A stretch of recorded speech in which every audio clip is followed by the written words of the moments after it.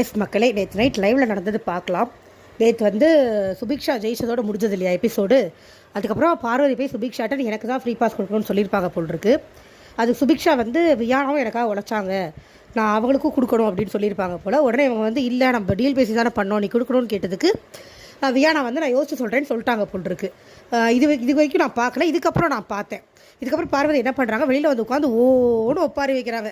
ஏன்னா எல்லாரும் இப்படி தான் ஏமாத்துறாங்க, எப்பயுமே இப்படி தான் ஏமாத்துறாங்க, நான் செஞ்சுட்டு வாங்கி கட்டிக்கிறேன், இது கேமுங்க. இவங்க என்னமோ ரொம்ப நேர்மையாக விளையாட்டு கிழிச்ச மாதிரி இவங்க முதல்ல ரம்யாவுக்கு சப்போர்ட் பண்ணாங்க. ரம்யா மேலே டவுட் வந்தோடனே சுபிக்ஷாவுக்கு தவ்விட்டு இவங்க தாங்க சொல்கிறாங்க ரம்யாவோட அதிகமாக சுபிக்ஷாவுக்கு வந்து அப்ரூவ் பண்ணலான்னு. அப்படியே பிளேட்டை திருப்பி திவாகர் மேலே பழிய போட்டாங்க. உட்காந்துருக்காங்க திவாகர், இந்த ஆள்னால தான் ஆச்சு அப்படின்னு கத்தி ஒரு கட்டத்தில் திவாகர் டென்ஷன் ஆகிட்டார். நீ என்னம்மா எதுக்கு எடுத்தாலும் என்னவே சொல்லிட்டு இருக்கேன், நீ சொல்ல போய் இந்த அம்மா கூஜா தூக்கிறதுக்கு 2 கூஜா இருப்பாங்கல்ல, கூஜா கமருதீனும் வினோத்தும் எல்லாத்தையும் தூக்கி திவாகர் மேலே அந்த பொண்ணை போட்டு நீ பாடாப்படுத்திட்ட, பம்பரம் ஆட்டிட்ட. இந்த அம்மா என்னமோ ரொம்ப அடக்க கொடுக்க மாதிரி இந்த அம்மா போட்டு அவர் படுத்துன மாதிரியும். மக்களே, நான் லைவில் பார்த்தேன், ஃபுல்லாக பார்த்தேன்.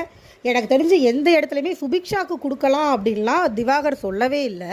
திவாகர் சொன்னது சுபிக்ஷாவுக்கும் கொடுக்கலாம், ஏன்னா அவங்களும் நல்லா பண்ணியிருந்தாங்க, நம்ம ஈக்குவலாக எடுத்துகிட்டு வந்துட்டு ரம்யா கொடுத்துருவோம், நீ கேட்குற மாதிரியே கொடுத்துட்றேன்னா அவர் சொன்னார்.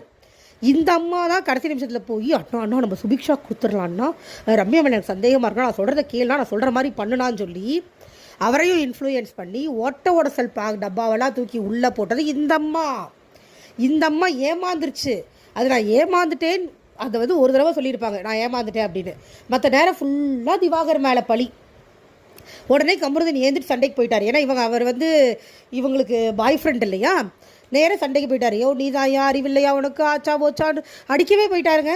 கையை வைட்டு அடிக்க போய் மறுபடியும் இவர் கத்தி இவரை பிடிச்சி கனியும் சபரியும் உட்கார வச்சுட்டாங்க.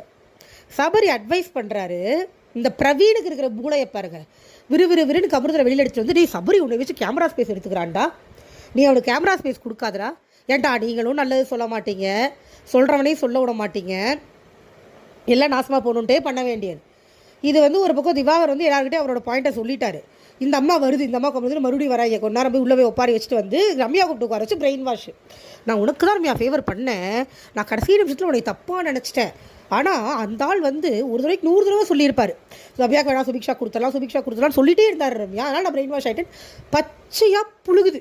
இந்த வீட்டில் கேமரா இருக்குதுன்னு தெரியாதா, மக்கள் பார்ப்பாங்கன்னு தெரியாதா, இல்லைனா விஜய் சேதுபதி கேட்க மாட்டார், நம்ம என்ன சொன்னால் அதை கட் பண்ணி எடிட் பண்ணி போட்டுருவாங்கன்னு இந்த அம்மாவுக்கு ஒரு நம்பிக்கையா என்னன்னே தெரில. பச்சையாக பொய், அவ்வளோ பொய் சொல்லுது. நீங்கள் பார்த்துருந்தீங்கன்னா உங்களுக்கு தெரிஞ்சிருக்கும் மக்களே. நான் ப்ரோமோவோட வரேன். தேங்க்யூ.